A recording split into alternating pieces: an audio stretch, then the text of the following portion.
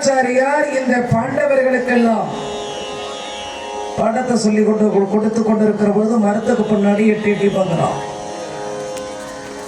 மரத்திற்கு பின்னதாக அவன் எட்டி எட்டி பார்க்கின்ற சமயத்தில் இதை பார்த்தாரு. திருநாச்சாரியர் அவன் அழைத்தாருக்குவா, மரத்துக்கு பின்னாடி எட்டி பார்த்துக்கிறேன். ஐயா, எனக்கு இவர்களைப் போல உங்களை ஆசிரியராக பெற்று பாடம் படிக்க எனக்கு ஆசை. நீ என்ன குலம்? வேடுவ குலம். இவங்கெல்லாம் யார் தெரியுமா? சத்திரியன்.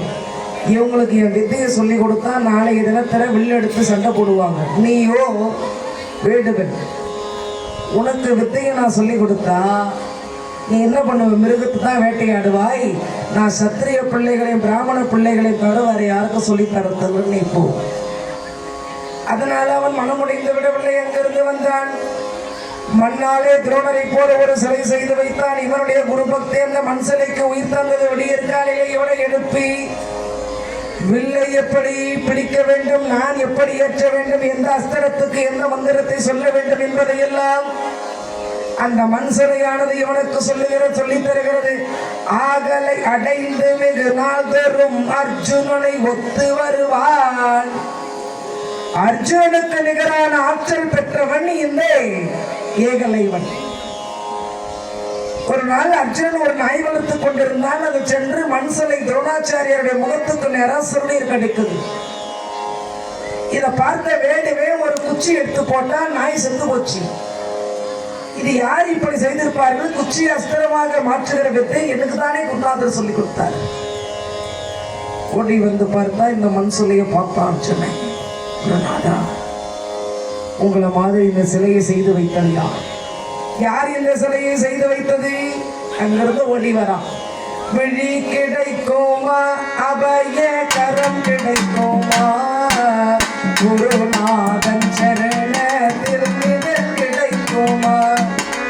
விழி கிடைக்குமா, அபய கரம் கிடைக்குமா, குருநாதன் சரணத்தில் கிடைக்குமா. எங்கள் குருநாதன் சரணத்தில் நிழல் கிடைக்குமா. ஓடி வந்து கால வைத்தான். திருநாச்சாரி பார்த்தார். நீதான் அந்த மண் சிலையை வைத்ததா? ஆமா குருநாதா. இந்த நாய் மேல குச்சியை போட்டது அடியேன் தான். இந்த வித்தையை உனக்கு சொல்லி கொடுத்தது நீங்க தான். நான் தான் உனக்கு சொல்லி தர மாட்டேன்னு சொன்னேன்.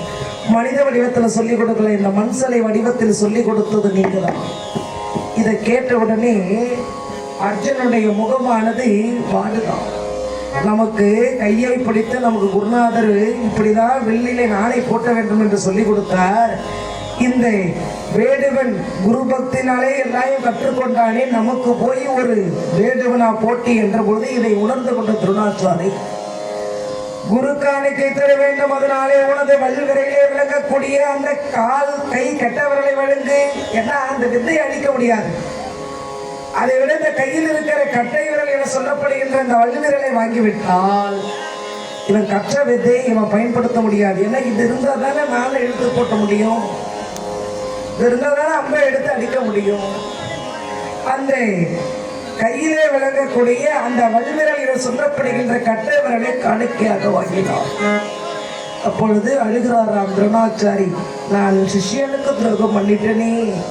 என் புகழையும் அர்ஜுனன் புகழையும் பாடுகிற காலம் வரையில முன் புகழை இந்த உலகம் பாடட்டும். சூரிய சந்திரன் இருக்கின்ற வரையிலும் உன்னுடைய புகழானது அழியாமல் இருக்கட்டும். எந்த நாளிலும் உன்னுடைய புகழானது நிலைத்து நிற்கட்டும் ஏகலைவா என்று என்னுடைய மாணவர்களிலே வெள்ளியிலே சிறந்தவன் அர்ஜுனன் என்றால் குருபத்திலே சிறந்தவன் ஏகலைவன் என்று உன்னை பாராட்டட்டும் என்று வரம் கொடுத்தான். அப்படி சிறந்த அற்புதமான வெல்வேரன் ஏகலைவன். இப்படி இந்த பிள்ளைகள் பாடங்களை கற்றுக்கொண்டிருக்கிற பொழுது துரியோதன சொல்றான், வாத்தியாருக்கு யாரை பிடிக்கும்? நல்லா படிக்கிற பிள்ளைய பிடிக்கும். எப்போ பார்த்தாலும் இவன் அர்ஜுனன் பேரை கூப்பிடுற. அதனால இவன் சொல்றான், மாமா இந்த வாத்தியாரை மாத்திடலாமாம்மா, நாங்கள் இத்தனை பேர் இருக்கிறோம், எப்போ பார்த்தாலும் இந்த ஆள் அர்ஜுனன் பேரையே சொல்லிட்டு இருக்கிறார். உடனே